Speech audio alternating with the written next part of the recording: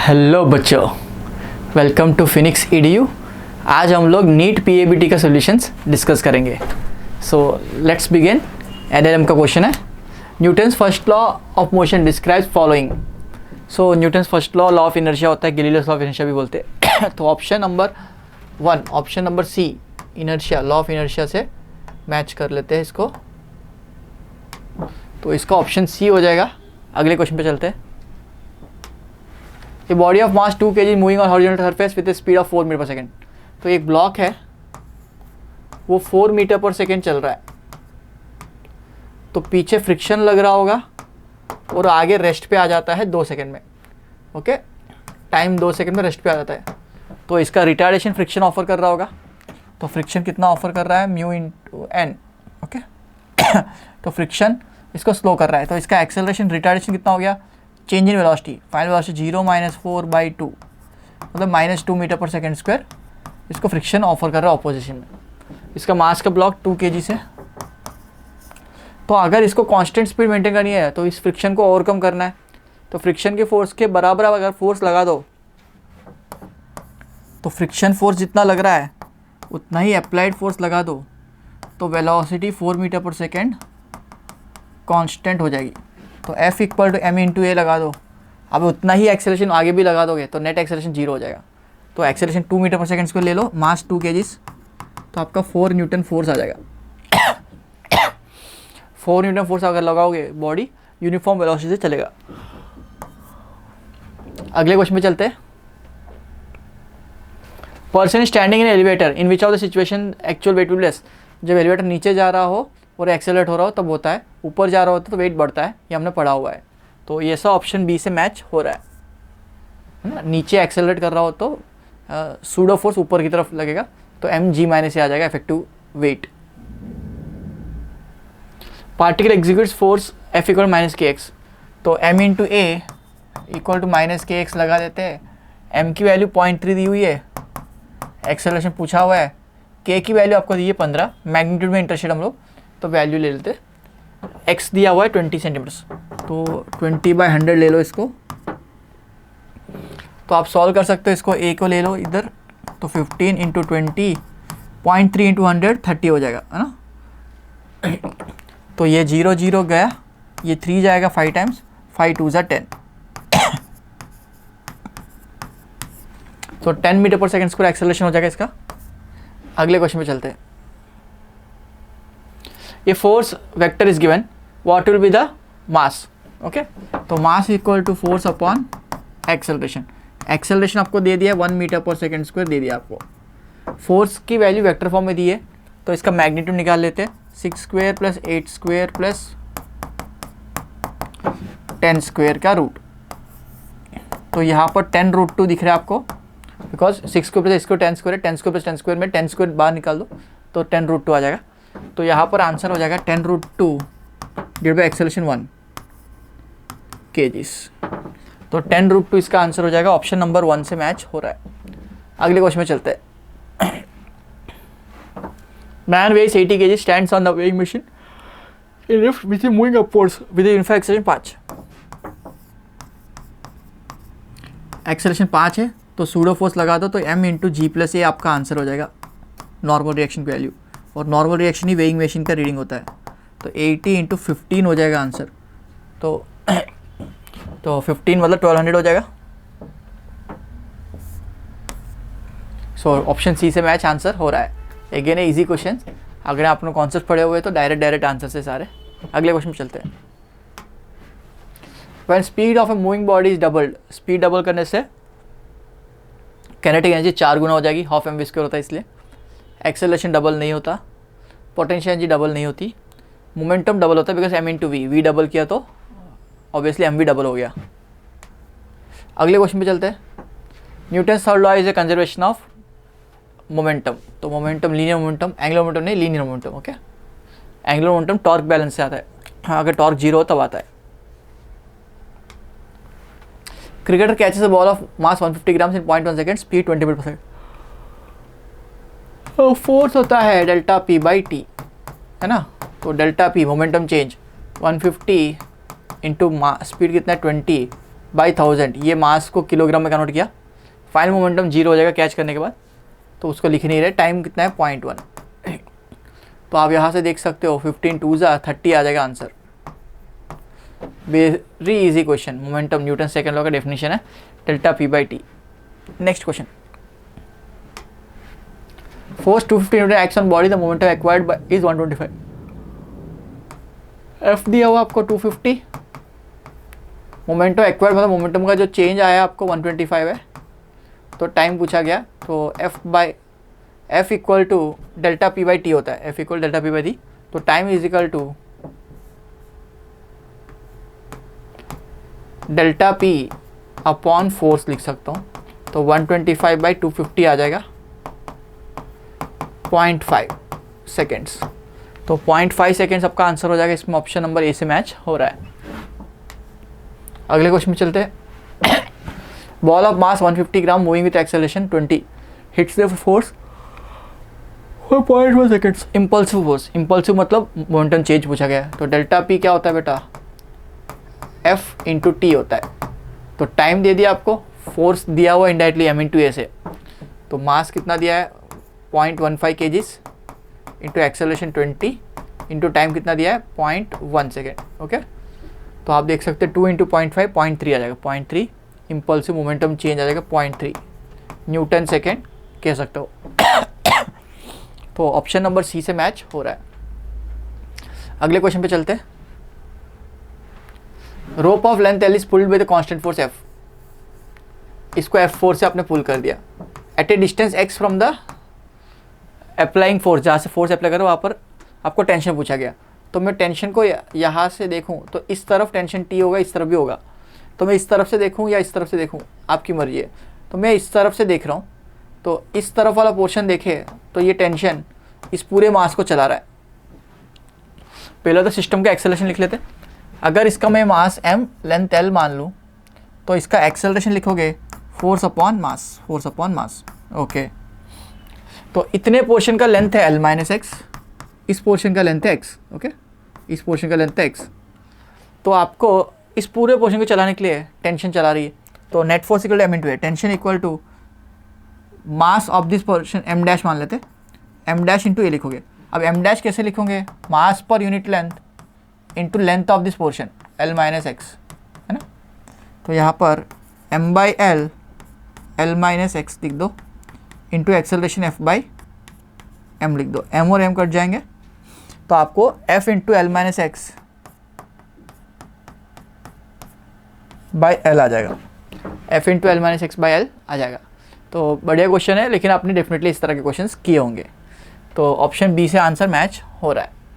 अगले क्वेश्चन पे चलते हैं। इस तरह के क्वेश्चंस को मैंने शॉर्ट ट्रिक सिखाई थी आपको। देखो यहाँ कोई फ्रिक्शन नहीं है, the acceleration of the 5 kg block, ये चला रहा है 50 से, ये अपोज नहीं कर रहा है, फ्रिक्शन नहीं है, इसका वेट नीचे लग रहा है बट वो opposing in the direction of acceleration, इसका एक्सेलरेशन डायरेक्शन इस तरफ होगा, इसका एक्सेलरेशन डायरेक्शन इस तरफ होगा। तो एक्सेलरेशन डायरेक्शन में फ्रिक्शन नहीं है, तो कोई अपोजिंग फोर्स नहीं है, फ्रिक्शन दिया गया, फ्रिक्शनलेस पुली दिया है। ओके, तो directly acceleration is equal to driving force divide by total mass. तो ड्राइविंग फोर्स 50 है, टोटल मास 5 + 4 9 है, तो 50/9 इज 5 और 6 के बीच में आ रहा है, तो 5.44 इसका आंसर आपका मैच हो जाएगा, है ना। 9 5 = 45 है, तो 45 से ऊपर है तो 5 के ऊपर आंसर आएगा। नेक्स्ट क्वेश्चन में चलते हैं। 1827 मार्क कर लो, इसमें 1 kg है, इसमें 8 kg है, इसमें 27 kg है। ओके, और ये टेंशन T3 दिया हुआ आपको 36 न्यूटन। तो इस तीनों को सिस्टम मान लो, तो तीनों को टेंशन T3 चला रहा है, तो 36 equal to m into A, 1 + 8 + 27 आपका टोटल मास है, इंटू एक्सेलरेशन। तो यहाँ से एक्सेलरेशन देखते हो 1 मीटर/सेकंड² आ रहा है, एक्सेलरेशन आ रहा है आपको 1 मीटर/सेकंड² आ रहा है। अब कोई भी आपको चाहिए T2 मतलब यहाँ दिख रहा है आपको T2, तो इसका फ्री बॉडी डायग्राम बना लेते हैं, C का फ्री बॉडी डायग्राम बना लेते हैं, ईजी आएगा। सो C पे आगे लग रहा है 36, पीछे लग रहा है T2, मास है 27 किलो, एक्सेलरेशन 1 आगे की तरफ। तो net force equal to m into A लिख दो, 36 - T2 equal to 27 into acceleration 1। तो यहाँ से T2 equal to 36 - 27 that is 9 metre newton, 9 newton इसका आंसर आ जाएगा। तो 9 न्यूटन इसका आंसर है, ऑप्शन बी से मैच हो रहा है। अगले क्वेश्चन पे चलते हैं। Acceleration of system, same logic, ये चला रहा है, इसमें कोई फ्रिक्शन नहीं है, तो ये नीचे चला रहा है, इसका ब्लॉक का मास m2 बोला गया, ब्लॉक m1 रेस्ट, इसका मास m1 बोला गया, इसका मास m2 है, तो m2g नीचे लगेगा, ये चला रहा है by total mass m2g by m1 plus m2। तो ऐसा ही लॉजिक अभी किया था 50/9, सेम क्वेश्चन, नंबर्स नहीं है बस, है ना। तो नेक्स्ट क्वेश्चन पे चलते हैं। अगेन सिमिलर क्वेश्चन लिख रहा है, लेकिन इस पर टेंशन पूछा गया। तो पहले तो एक्सेलरेशन निकाल लो, 10g minus 6g by total mass 16, है ना, ऐसे कर लो। तो आपको 4g बाई 16 आ जाएगा, मतलब g बाई 4 आ जाएगा, है ना। तो ये कितना आ गया, 6g minus 10g 4g, 4g by 16 4, g by 4 आ गया एक्सेलरेशन। ठीक है, अब टेंशन निकालने के लिए इसका या इसका फ्री बॉडी, मतलब इसका मैं बना रहा हूँ 6 kg का, तो 6 kg मास को ऊपर टेंशन चला रहा है और 6g नीचे लग रहा है और एक्सेलरेशन ऊपर की तरफ है। तो net force equal to m into tension ज़्यादा होगा, t माइनस 6g इक्वल टू मास कितना है 6 इंटू ए, तो लगा देते हैं t equal to 6g plus 6 into A कितना है g बाई 4। तो आप 6g कॉमन कर लो, तो 1 प्लस 1/4 5/4 आ जाएगा, 5/4 इंटू 6g। तो आप अब मल्टीप्लाई कर सकते हो इसको, 5/4 मतलब ये हो जाएगा 3/2, तो 15/2 7.5 इंटू जी, 7.5g। मेरे को टेंशन आ रहा है 7.5 इंटू जी को 10 लेते तो 75 न्यूटन आएगा। तो इसमें ऑप्शन 75 नहीं आ रहा है, इसका मतलब इन्होंने 9.8 लिया होगा। 9.8 का नियरेस्ट आंसर 75 से कम आएगा थोड़ा सा, तो वो 73.5 हो जाएगा। तो ऑप्शन डी से मैच कर सकते हो, है ना। हमारा टेंशन आ गया 7.5g।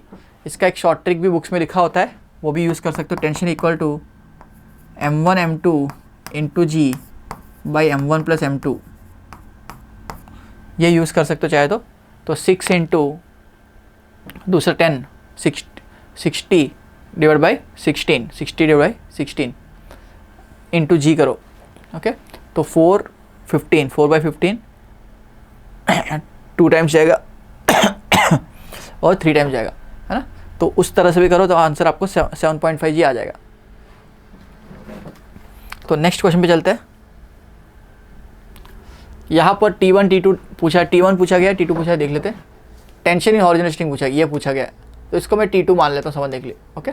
तो इसके कंपोनेंट्स ऐसे और ऐसे हो जाएंगे। तो T2 का वर्टिकल कंपोनेंट, ये एंगल 30 है तो ये भी 30 डिग्री होगा। मैं डायग्राम यहाँ बना रहा हूँ, ये भी 30 डिग्री होगा, ये आपका T2 है। तो ये हो जाएगा T2 साइन 30 और ये हो जाएगा T2 कॉस 30। और इस तरफ आपको लग रहा है T1, इस तरफ लग रहा है 2g 2, ओके। kg वेट में आंसर पूछा तो 2 ही लिख देते हैं, है ना। आंसर किलोग्राम वेट में पूछा गया, तो ग्रेविटी को मल्टीप्लाई नहीं कर रहे।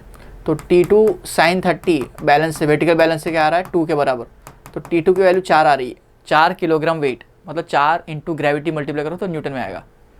ऐसे ही हॉरिजॉन्टल बैलेंस करेंगे तो ये मैंने क्या लिखा, वर्टिकल बैलेंस।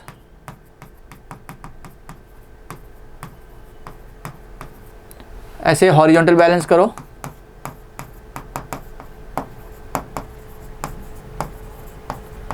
तो हॉरिजॉन्टल पे फोर्स को बैलेंस करते हैं।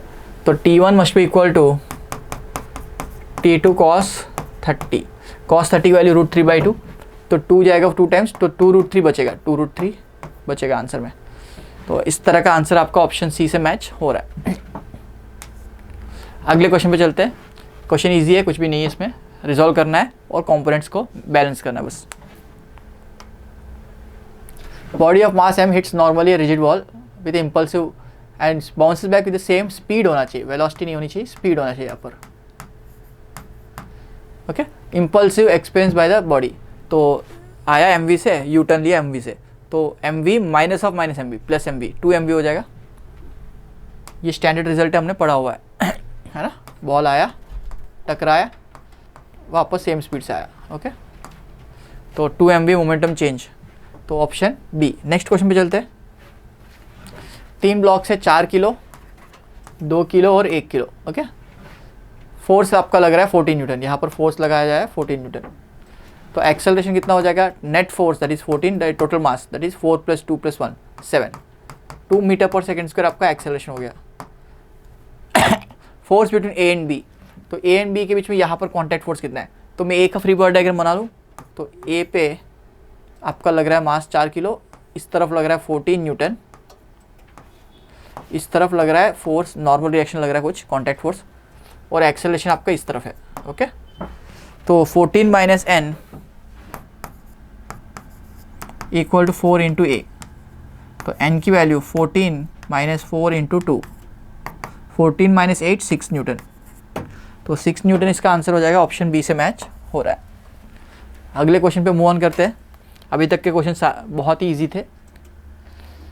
Driver in a wheel vehicle में constant speed on straight line road is a inertial frame of reference.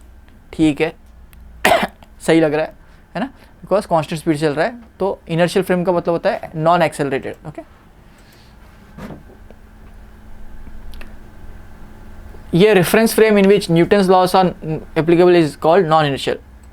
तो Newton's laws of motion are applicable, Newton's laws applicable होती है सिर्फ इनर्शियल फ्रेम में, नॉन इनर्शियल फ्रेम मतलब accelerated frame, वहाँ पर applicable नहीं होते। तो ये स्टेटमेंट गलत है, ये स्टेटमेंट सही है। तो ऐसा ऑप्शन मेरा सी से मैच हो रहा है, ये ट्रू ये फॉल्स है। ओके, नेक्स्ट क्वेश्चन पे चलते हैं। Acceleration of system in the terms of acceleration due to gravity. तो बेटा एक्सेलरेशन कैसे लिखोगे, 6g - 4g by total mass 10, तो 2g/10 g/5 हो जाएगा। Very easy question, repeated question है, डायरेक्ट क्वेश्चन है। नेक्स्ट क्वेश्चन पे चलते हैं। If the final momentum equal to initial momentum, then अगर मोमेंटम चेंज नहीं हो रहा है तो एक्सटर्नल फोर्स 0 होनी चाहिए, नेट फोर्स 0 होनी चाहिए। तो no net force on the system X, option A सही है। नेक्स्ट क्वेश्चन पे चलते हैं। 3 ब्लॉक्स M1 M2 M3 दिया हुआ है। M1 का 4 किलो, ये 4 किलो का है, ठीक है। M2 2 किलो का है, M3 4 किलो का है, ये भी 4 किलो का है। ओके, तो ये दोनों चला रहे, ये अपोज कर रहा है। टेंशन इंटरनल फोर्स होती है, इसके टेंशन मत लो।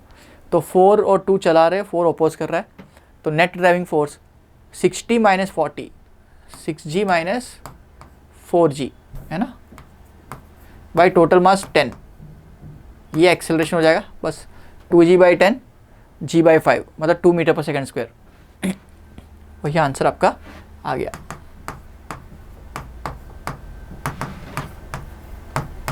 देखो g और 10 कट जाएंगे। Okay, so very easy question, almost 4-5 question है जो इसी वैरायटी पे आए हैं। नेक्स्ट क्वेश्चन में चलते हैं।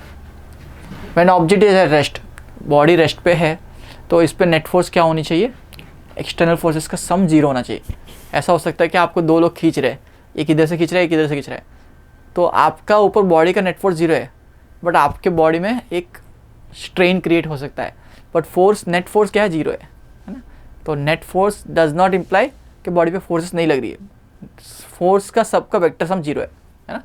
ये लार्ज नंबर ऑफ फोर्स में भी acting, but they are balancing each other, ये मतलब होता है। Next question, an athlete does not come to rest immediately after coming the winning line, है ना, दौड़ रहा है तो मूवमेंट इनर्शिया के कारण आगे चला जाएगा, तो ये तो इनर्शिया ऑफ मोशन है, इनर्शिया ऑफ मोशन है। Next question, when object is in equilibrium state then it must be at rest, ऐसा कोई रूल नहीं, फोर्स 0 होना चाहिए, यूनिफॉर्म वेलोसिटी हो सकती है। No force acting on the body, no force acting on the body possible है। It's net acceleration is 0, ये बहुत ज़्यादा सही है, एक्यूरेट आंसर है, बिकॉज एक्सेलरेशन 0 है तो external force equal and opposite लग सकते हो, नेट फोर्स 0 हो सकता है। तो नो फोर्स से ज़्यादा एक्यूरेट आंसर ये वाला है, तो option C is the correct answer. अगले क्वेश्चन पे 2 स्टेटमेंट दिए हुए, elevator goes up with uniform speed, weighing machine balance with the tension of the cable, ये सही है, true. Okay, force exerted by floor on the elevator for foot person standing on it is more than is weight when the elevator goes down with increasing speed, नीचे जा रहा है, speed increase हो रहा है, मतलब नीचे एक्सेलरेट हो रहा है, नीचे एक्सेलरेट होता है वेट कम आता है, तो ये स्टेटमेंट फॉल्स है। तो option B statement 1 is true and statement 2 is false, इसका आंसर है। अगले क्वेश्चन पे चलते हैं। एफटी ग्राफ दिया हुआ है, इनमें से सबसे बड़ा एरिया किसका आ रहा है, बड़ा एरिया किसका आ रहा है। ओके, तो इसका एरिया निकालो 0.5, 1/2 इंटू 0.5, हाइट कितनी है 0.5 इंटू 1। ओके, इसका एरिया 1/2 इंटू 0.75 इंटू 1, इन दोनों में ये बड़ा है। इसका 0.5 इंटू 2 आ रहा है, 0.5 इंटू 2 रेक्टेंगल है। इसका 1/2 इंटू, ये तो यही ट्रायंगल है, 1/2 इंटू 2 इंटू 0.5, तो ये 1 आ रहा है, ये 0.3 1 से कम आ रहा है, ये 1 से कम आ रहा है, ये 1 आ रहा है सॉरी ये 0.5 आ रहा है, तो ये सबसे बड़ा आ रहा है। ये आंसर होना चाहिए figure B. Figure B is the right answer. तो फिगर बी ऑप्शन बी से ही दिया हुआ है। तो नेक्स्ट क्वेश्चन पे चलते हैं। F इक्वल टू -kx होता है रिस्टोरिंग फोर्स। जब x नेगेटिव होता है तो फोर्स पॉजिटिव होता है, जब x पॉजिटिव होता है तो फोर्स नेगेटिव होता है। और ये स्ट्रेट लाइन इक्वेशन है, y equal to mx plus c के तरह दिख रहा है। तो स्ट्रेट लाइन इक्वेशन में ग्राफ स्ट्रेट लाइन आती है, तो कर्व वाले ऑप्शन तो कट गए। स्ट्रेट लाइन में 2 ऑप्शन है, बट इसमें फोर्स पॉजिटिव x पॉजिटिव है, तो ये गलत है। तो ऑप्शन ये डी से मैच हो जाएगा। F इक्वल टू -kx का ग्राफ ऐसा होगा। ओके, अगले क्वेश्चन पे चलते हैं। Maximum speed of a car on a road turns radius 30 meters if the coefficient friction between the tires and the radius is 0.4 will be dash। तो maximum speed आपको दिया हुआ है 30, तो v equal to √μ/r(g) formula होता है। यहाँ v की वैल्यू आपको पूछी गई है ना। तो म्यू की वैल्यू कितनी दी है आपको 0.4 दिया हुआ है, r कितना दिया हुआ 30 और g कितना दिया 10 है ना। तो यहाँ देख सकते हो 120 आ रहा है रूट में, root 120 is very close to 121, 121 का होता है 11 से थोड़ा सा कम आंसर 10.84 आपको ऑप्शन में दिया हुआ है। तो नेक्स्ट क्वेश्चन पे चलते हैं। Coefficient of friction mu and angle of friction are limited. तो कोफिशिएंट ऑफ फ्रिक्शन क्या होता है, it is the defined as material property between the surface in contact. Okay, और एंगल ऑफ फ्रिक्शन क्या होता है, नेट रिजल्टेंट का normal reaction का जो एंगल बनता है उसको एंगल ऑफ फ्रिक्शन बोलते हैं। तो आप देख सकते हो ये ब्लॉक है आपका, ये आपका नॉर्मल रिएक्शन, अगर ये आपका फ्रिक्शन लग रहा है ऐसे, ओके, तो ये आपका रिजल्टेंट फोर्स, ये एंगल लैम्बडा दिया हुआ है। तो lambda tan lambda must be equal to friction upon tan lambda क्या होता है, फ्रिक्शन अपॉन नॉर्मल रिएक्शन। अब फ्रिक्शन को म्यू इंटू एन लिखोगे, तो mu into N upon N लिखोगे तो एन कट जाएगा तो म्यू बचेगा। तो tan lambda is mu, tan lambda is mu, इसको बोलते हैं कोफिशिएंट ऑफ फ्रिक्शन और एंगल ऑफ फ्रिक्शन का रिलेशन। ऐसा ही है कि एंगल ऑफ रिपोज भी आता है, कितने एंगल पे पहली बार स्लाइड हो जाता है। ओके, उसमें भी आंसर सेम आता है, बट दोनों के इंटरप्रिटेशन अलग है। ऑप्शन सी से मैच हो रहा है। अगले क्वेश्चन में चलते हैं। आई होप यू नोट डाउन, अगर आपने नहीं पढ़ा है तो इसको नोट कर लीजिए। नेक्स्ट क्वेश्चन में चलते हैं। Maximum value of static friction is called limiting friction. ये तो आपको पता है, थ्योरी में पढ़ा हुआ है ना। चलो नेक्स्ट क्वेश्चन में चलते हैं। मोटरसाइकिल स्पीड दिया है, मिनिमम वेलोसिटी ऑफ द, अभी फॉर्मूला पढ़ा था, v equal to √μ/r(g), mu equal to v²/r(g), ऐसा लिख सकते हो। तो ऐसा ऑप्शन v²/r(g) ऑप्शन बी से मैच हो रहा है। नेक्स्ट क्वेश्चन में चलते हैं। Block of mass 10 kg place on rough horizontal surface having coefficient of friction mu equal 0.5। ठीक है, if the horizontal force is 100 Newton acting on it then acceleration will be। तो बेटा इसका मास दिया है 10 किलो, आगे लग रहा है 100 न्यूटन, फ्रिक्शन लग रहा होगा पीछे, एक्सेलरेशन पूछ रहा है, तो फ्रिक्शन मैक्सिमम लगेगा बिकॉज फोर्स लग रही है कुछ ना कुछ। तो mu into N, maximum friction कितना है देखते हैं। म्यू दिया है 0.5, नॉर्मल रिएक्शन हो जाएगा 100 बिकॉज mg लग रहा है नीचे, उतना ही नॉर्मल रिएक्शन ऊपर लगेगा, तो ये 100 के बराबर होगा, mg के बराबर होगा, है ना। तो 0.5 इंटू 100 आपका 50 न्यूटन आ रहा है। तो फ्रिक्शन लग रहा है 50, 100, तो 100 ज़्यादा है तो ऑब्वियसली आगे जाएगा तो एक्सेलरेशन आएगा। तो एक्सेलरेशन हो जाएगा 100 माइनस 50, दैट इज F-F/m लिखा है। ओके, मास कितना है 10, तो 5 मीटर पर सेकेंड स्क्वायर आपका एक्सेलरेशन आ जाएगा। ये ना इजी क्वेश्चन। अगले क्वेश्चन पे चलते हैं। If mu K, mu S and mu R कार फ्रिक्शन स्लाइडिंग को ही काइनेटिक फ्रिक्शन बोलते हैं, और म्यू आर रोलिंग है। रोलिंग फ्रिक्शन सबसे कम होता है, स्लाइडिंग अगला, और स्टैटिक का मैक्सिमम वैल्यू सबसे बड़ा होता है। तो ऐसा ऑप्शन मेरा सी से मैच हो रहा है। तो स्टैटिक फ्रिक्शन कोएफिशिएंट ज़्यादा होता है सबसे। अगला क्वेश्चन पे चलते हैं। मासेस दिए हुए 2, तो स्ट्रिंग कट करने से क्या होगा? तो अगर मैं यहाँ से कैंची लेके कट कर दूँ तो ये ब्लॉक तो फ्री फॉल हो रहा है, इसका एक्सेलरेशन जी हो जाएगा। तो एक्सेलरेशन ऑफ बी जो हो जाएगा वो तो डेफिनेटली जी हो जाएगा। बट ए का क्या होगा? तो पहले ए को समझते इक्विलिब्रियम कंडीशन में क्या था। जब इक्विलिब्रियम में था तो ऊपर लग रहा था kx, नीचे लग रहा था 3m, नीचे लग रहा था 4mg, नीचे लग रहा था 4mg। तो kx की वैल्यू कितनी है? 4mg। याद रखना kx की वैल्यू कितनी है? 4mg। बिफोर कटिंग, ये क्या था? Before cutting. कट करने के बाद ये mg तो चला गया ना, तो कट करने के बाद आफ्टर कटिंग क्या होगा?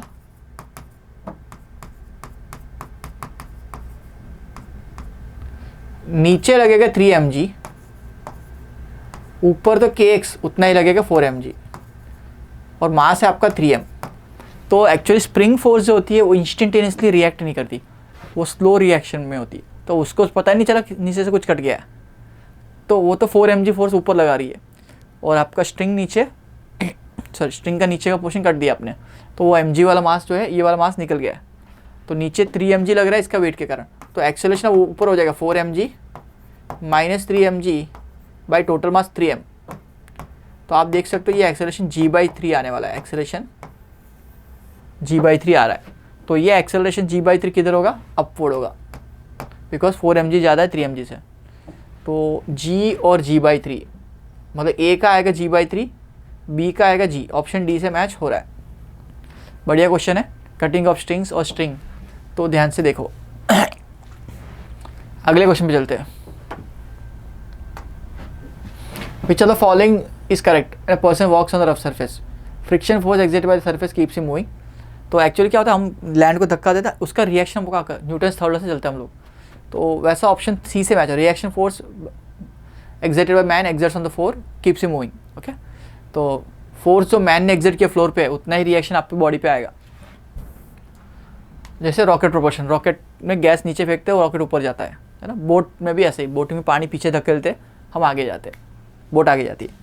तो which are the following statement is incorrect? Rolling friction is smaller than sliding, सही है। Limiting value of friction is maximum and proportional to normal reaction, सही है। Coefficient friction has dimensions, friction coefficient के कभी dimension नहीं होते, तो ये गलत आंसर है। नेक्स्ट क्वेश्चन पे चलते हैं। Mass of string is negligible and क्या पूछा है? Question friction is given, friction दिया हुआ है 0.05। तो देखो ट्रॉली में रोलिंग फ्रिक्शन है तो कम फ्रिक्शन लग रहा है, तो म्यू आर इंटू एन जो भी है वो कितना है? 0.05, और इसका नॉर्मल रिएक्शन कितना है? 10 kg का 100। तो बेटा ये आ गया 5 ओपोजिंग फोर्स है। तो डायग्राम देखोगे ना, इसको 5 से ओपोजिंग मिल रहा है, इसको मैं सीधा बना लूँ, 2 kg को कितना नीचे की तरफ धकेल रहा है? 20। तो 20 से आगे चला रहे हो, एक्सेलरेशन इस तरफ है, तो एक्सेलरेशन इक्वल टू 20 माइनस 5, ये opposing force on 10 kg block, और 2 kg ब्लॉक पे driving force mg 20। Okay, tension always internal force है, उसको गिनने की जरूरत नहीं है भाई। टोटल मास कितना है? 12। तो आपको आया 15/12।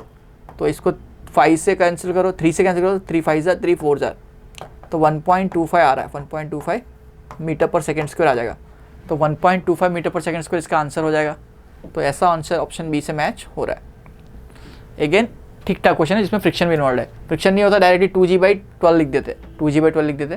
फ्रिक्शन इसलिए 2g minus friction by 12। Next question, best question, one of the best question of the paper. तो यहाँ पर इन दोनों को कनेक्ट किया हुआ है और बीच में फ्रिक्शन क्वेश्चन म्यू दिया हुआ है। तो नीचे वाले का कोई फोर्स तो अप्लाइड नहीं है, तो इसको कौन चला सकता है? फ्रिक्शन। सो पहली बात तो फ्रिक्शन मैक्सिमम कितना हो सकता है? म्यू m1g, ये मैक्सिमम फ्रिक्शन हो सकता है। यही फ्रिक्शन इसको आगे चला सकता है और इसको पीछे ढकेल सकता है या स्लो कर सकता है। फ्रिक्शन चाहता है दो चीज़ें साथ में रहे, तो ऊपर वाला जाना चाहता है तो उसको रोकना चाहेगा, और नीचे वाला चलना नहीं चाहता तो उसको चलाने की कोशिश करेगा। तो नीचे वाला कितना मैक्सिमम एक्सेलरेशन दे सकता है? एक्सेलरेशन मैक्सिमम जो पॉसिबल होगा वो एफ मैक्स बाई नीचे वाला का मास m2, तो mu m1 by m2 into जी, ये मैक्सिमम एक्सेलरेशन होना चाहिए। इससे ज़्यादा एक्सेलरेशन आएगा तो फ्रिक्शन तो नहीं प्रोवाइड कर पाता है, नहीं कर पाएगा तो ये वो दोनों ब्लॉक्स अलग हो जाएंगे। तो इस एक्सेलरेशन मैक्सिमम के लिए आप मैक्सिमम फोर्स कितना लगा सकते हो देखते हैं। अब इन दोनों का सिस्टम मान लेते हैं, दो ब्लॉक्स का आपने सिस्टम मान ली और ये फोर्स आपको लगा रहा है F, तो फोर्स इन दोनों को चला रहा है, फ्रिक्शन एक दूसरे का ऑपोजिट और इक्वल कैंसिल हो जाएगा। तो इस पे फ्रिक्शन आपको पीछे लग रहा है, इस पे फ्रिक्शन आगे लग रहा है, वो दोनों कैंसिल हो जाएंगे, वो दोनों कैंसिल हो जाएंगे। तो एक्सेलरेशन लिखा F लिखा जाएगा total mass into acceleration maximum m1 plus m2 into A max. ये मैक्सिमम वैल्यू ऑफ फोर्स हो सकती है for them to stay together. इससे ज़्यादा फोर्स लगा दोनों अलग हो जाएंगे। तो m1 प्लस m2 लिख दो और एक्सेलरेशन मैक्सिमम वहाँ से सब्स्टिट्यूट कर दो, mu into m1 by m2 into G. तो m2 को अंदर ले जाओ तो m1 बाई m2 हो जाएगा, यहाँ पर 1 हो जाएगा, mu m1 G into m1 by m2 plus 1। इतना फोर्स आप अप्लाई कर सकते हो for them to stay together. इससे ज़्यादा फोर्स लगा दोगे दोनों बिछड़ जाएंगे, है ना। तो ऑप्शन इसका सी से मैच हो रहा है।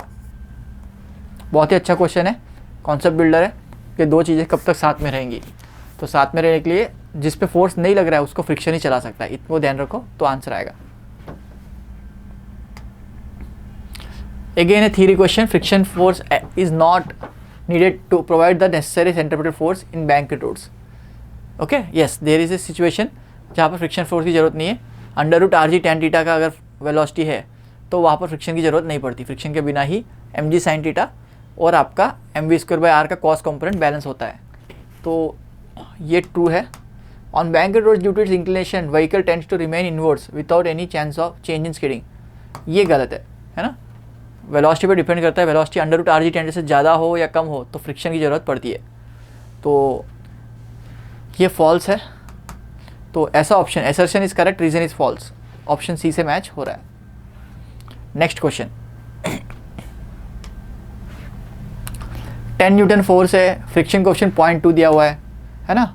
तो ब्लॉक ऐसा है, यहाँ पर आपने नॉर्मल 10 न्यूटन फोर्स लगाई तो दीवार ने भी, दीवार पे वो धक्का लगा ऐसे, दीवार पे धक्का लगा ऐसे, वही नॉर्मल रिएक्शन दीवार ने इसको ऐसे दी और इसकी वजह से फ्रिक्शन आया ऊपर। तो इसका वेट mg नीचे लग रहा है, तो mg का फ्रिक्शन बैलेंस कर सकता है। तो फ्रिक्शन की maximum value mu into N है। तो म्यू कितना है 0.2 इंटू एम जी जो है, सो 0.2 इंटू एन, एन कितना है, एन 10 न्यूटन के बराबर है। ओके, इक्वल टू mg के बराबर, g में से 10 काट दो तो m की वैल्यू 0.2 kgs हो जाएगी। अच्छा, वेट ऑफ द ब्लॉक पूछा है तो डायरेक्टली mg पूछा है, तो 0.2 इंटू 10 वेट पूछा है तो आपको m इंटू जी करना है, तो डायरेक्टली 2 न्यूटन ही आ जाएगा। ओके, मतलब फ्रिक्शन के बराबर, फ्रिक्शन और 8 इक्वल होना चाहिए तभी स्लाइड नहीं होगा। इससे ज़्यादा वेट होगा तो ऑब्वियसली फ्रिक्शन तो इतना ही आ सकता है, म्यू इंटू 10 आपका फ्रिक्शन आ सकता है। नॉर्मल रिएक्शन mg नहीं है बेटा, नॉर्मल रिएक्शन परपेंडिकुलर फोर्स होता है। तो यहाँ पर नॉर्मल रिएक्शन कितना है, n इक्वल टू 10 है। तो आपका आंसर 2 न्यूटन से ज़्यादा वेट लगाओगे दीवार से वो नीचे फिसलने लगेगा। Okay, body whose momentum is constant must have a, momentum constant है तो वेलोसिटी कांस्टेंट होनी चाहिए। Option B, m into V होता है तो v कांस्टेंट है। ओके, ये body of mass 0.25 is projected with a muzzle velocity of 100 metre पर second from a tank of 100 kgs, what is the recoil velocity, है ना। Momentum initial equal to momentum final होता है, because energy कोई external force नहीं है। Initial momentum 0 है, final momentum के लिए 0.25 आपका बॉडी का मास है, इसकी वेलोसिटी 100 है। ऑब्वियसली अगर बुलेट इधर चली तो गन या टैंक पीछे आएगी। ये जो रिकॉल बॉडी को फेंका, गोला फेंका है टैंक से, तो गोला का मास 0.25 kg, तो अगर वो आगे जा रहा है तो टैंक पीछे की तरह झटका लेगी, तो वो वेलोसिटी ऑपोजिट में होगी। तो प्लस लिख रहा हूँ तो माइनस आएगा, आंसर माइनस आने का मतलब डायरेक्शन ऑपोजिट है। तो उसका मास कितना 100 kg इंटू वी, तो वी की वैल्यू 0.25 हो जाएगी। v की वैल्यू 0.25 हो जाएगी, मैग्नीट्यूड में 0.25 है, रिकॉल स्पीड 0.25 है, और direction opposite to the motion of the body which is been thrown. आपने इसको ऐसा थ्रो किया तो आपका बॉडी पे झटका पीछे की तरफ आएगा, बॉल ऊपर आगे जाएगा। तो इसमें 0.5 इसका आंसर, सॉरी 0.25 इसका आंसर हो जाएगा, 0.25 इसका आंसर हो जाएगा। ओके 100 और 100 कैंसिल हो रहा है, 0.25 नेगेटिव दिख रहा है, नेगेटिव का मतलब ऑपोजिट डायरेक्शन। ओके तो 0.25 इसका आंसर है। Next question again easy question, ये बढ़िया क्वेश्चन है। आप अगर इसको एक्सेलरेट कर रहे हो तो ये ना गिरे, इसके लिए कंडीशन क्या है? डायग्राम समझते हैं। ब्लॉक ऐसा है, यहाँ पर आपको लग रहा है mg sin theta, pseudo force ले लो m इंटू ए। अगर ये एंगल थीटा है तो ये भी थीटा है ना। सूडो फोर्स ले लेते m इंटू ए, ऑपोजिट में लेते pseudo force to the acceleration. तो इसका कंपोनेंट क्या हो जाएगा? ma cos theta. ma cos theta जो होता है वो mg sin थीटा से बराबर अगर हो गया तो आपका g sin theta cos theta tan theta. अगर इस तरह का कंडीशन आ जाए, एक्सेलरेशन की value g into tan theta का बराबर हो जाए, तो ये नीचे गिरेगा नहीं, नीचे गिरेगा नहीं। तो यहाँ पर ऑप्शन सी से मैच हो रहा है। अगले क्वेश्चन पे चलते हैं। अगेन सिंपल क्वेश्चन है, what is the acceleration? m1 m2 दिया हुआ है, ये ज़्यादा है तो obviously 5 minus 4.8 into ji by 5 plus 4.8। Almost 5th question of this paper जो सिमिलर कैटेगरी है। तो directly net force by total mass 9.8 काट दो तो 0.2 दिख रहा है एक्सेलरेशन। Very easy question. अगले क्वेश्चन पे चलते हैं। ये भी स्टैंडर्ड क्वेश्चन है, mv से आया, एंगल थीटा पे टकराया, only momentum change occurs along this line, इसको बोलते हैं लाइन ऑफ इम्पैक्ट।